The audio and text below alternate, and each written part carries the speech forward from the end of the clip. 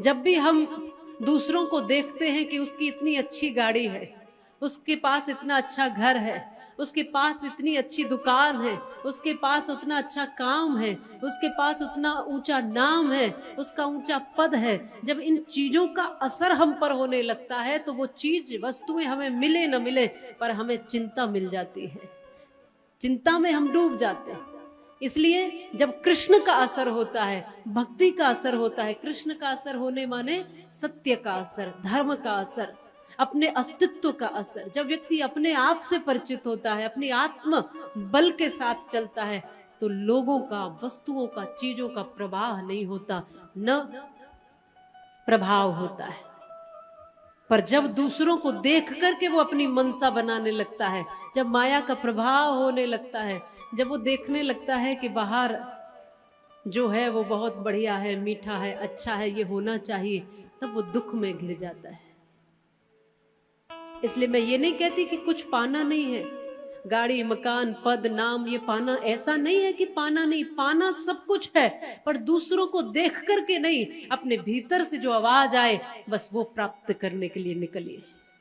दूसरों को देखकर नहीं, हम दूसरों को देखकर चाहते हैं कि उसका बड़ा मकान मेरा होना चाहिए, उसकी बड़ी गाड़ी मेरी होनी चाहिए, उसका बड़ा नाम मेरा हो, नहीं नहीं, आप अपने को पहचानो, अपनी ऊर्जाओं को पहचानो, अपनी शक्तियों को पहचानो और अपने भीतर से सुनो अपनी आवाज को। एक आवाज है जो आपके भीतर है और जो आपको कह रही है कि आपको किस रास्ते पर चलना है, आपको क्या पाना है, आपकी क्या जरूरत है, आपकी क्या क्षमताएं हैं। हर व्यक्ति की एक जैसी क्षमता नहीं होती, हर व्यक्ति एक जैसा प्राप्त करने के लिए इस दुनिया में आता भी और बना भी नहीं होता। इसलिए अपनी आवाज को पहचान कर चाहे फिर आसमान की ऊंचाई छू लो, पर अपनी आवाज पहले देखो, अपने आप को देखो, अपने भीतर छुपे कृष्ण को पहले प्रकट करो। कृष्ण का कोई आकृति और रूप थोड़ी है, कृष्ण तो वो स्वभाव है, कृष्ण तो वो वृत्ति है, कृष्ण तो वो आनंद है जो भीतर तुम्हारे पल रहा है, उसको बस पहचानो।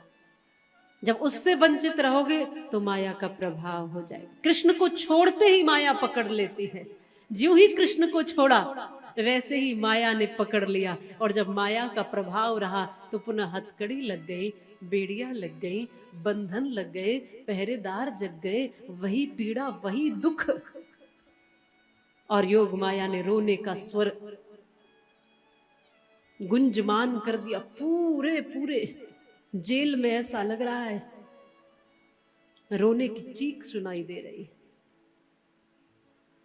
अभी मुझे लगा देवकी मैया को कि बेटी है तो इसके सहारे में जीवन जी लूंगी,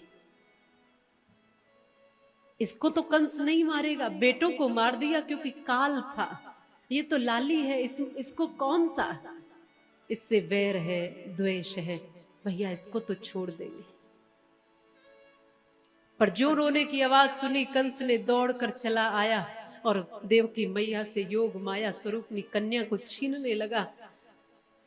तो मैया देवकी ने कहा कि तुम तो भैया हो, ये तुम्हारी भांजी है, इसने कोई तुम्हारा नुकसान नहीं करना, क्या बिगाड़ेगी, ये छोटी सी लाली है, देखो इसका कितने कोमल कोमल हाथ है, कितना कोमल सा स्वरूप है, कितनी प्यारी है, इसको छोड़ दो भैया, इसको मत मारो, मैं इसके सहारे जी लूंगी, तुमने सारे संतान मेरी मारी, मैंने कुछ नहीं कहा, पर अब तो कम से कम मुझ पर कृपा करो, अब मत मारो। इसने पकड़ा,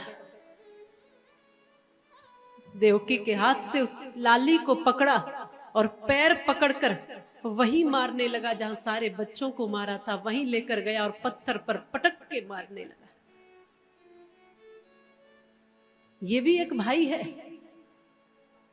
ईश्वर करे कंस जैसा भाई तो किसी भी बहन को न मिले। जब भाई ऐसा होगा, जब बहन भाई की कलाई पर राखी बांधती है तो वो रक्षा का आश्वासन देता है, मैं तुम्हारी रक्षा करूंगा। ये कैसा भाई है जिसने अपनी ही बहन को जेल में तड़पाया है, जेल में बंद कर दिया है, और गलती कुछ भी नहीं है बहन की। ये कैसा भाई है जिसने अपने बचाव के लिए, जिसको लगता है कि मेरी मृत्यु को मैं टाल दूंगा, इसने अपनी ही बहन की संतानों को मार दिया। ईश्वर करे ऐसा भाई तो किसी को न दे। ये रक्षाबंधन के त्योहार अधूरे रह जाएंगे अगर ऐसे भाई हो गए तो। पर समाज में सब ऐसे नहीं है। कुछ ऐसे भी है जो केवल आश्वासन नहीं देते, हर समय अपनी बहन के साथ खड़े भी होते हैं। कुछ ऐसे भी हैं जो हर हाल में उसके बिना बोले, बहनों की आदत होती है वो ज्यादा कुछ बोलती नहीं है, कुछ बताती नहीं, अपने दर्द अपनी पीड़ाएं छुपा लेती है। वो नहीं कहती कि मेरा भाई परेशान हो, मेरी माँ परेशान हो, मेरे पिता परेशान हो। ससुराल में उनको कोई समस्या भी होती है ना, कोई तकलीफ भी होती है, कोई मुश्किल मुसीबत समय घड़ी भी होती है, तो भी जब तक संभव होता है बहन अपने भाई को परेशान नहीं करती, बताती नहीं है। जब बात सिर से ऊपर हो जाए तो कई बार दुख में फिर कह देती। ऐसे समय में प्रत्येक भाई को खड़े रहना चाहिए बहन के साथ।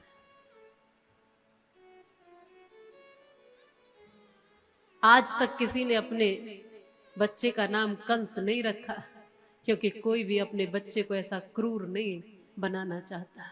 इतना क्रूर कि सारे बच्चों के साथ इस बच्ची को, इस बेटी को भी पैर पकड़ करके पत्थर से मारना चाहा। पर वो तो देवी है, योग माया हाथ से छूटकर आकाश में अष्टभुजाधारिणी बनकर प्रकट होकर कहती है, अरे भैया तू कंस पापी मुझे क्या मारेगा, तू किसी का नहीं हुआ। मैं भगवती देवी ये भविष्यवाणी करती हूं कि तेरे मारने वाला कहीं प्रकट हो गया है, तेरा काल निश्चित है, तुझे कोई बचा नहीं सकेगा, तेरे पाप का घड़ा भरने वाला है। तू मुझे क्या मारेगा, तेरे मारने वाला पहले से प्रकट हो गया है।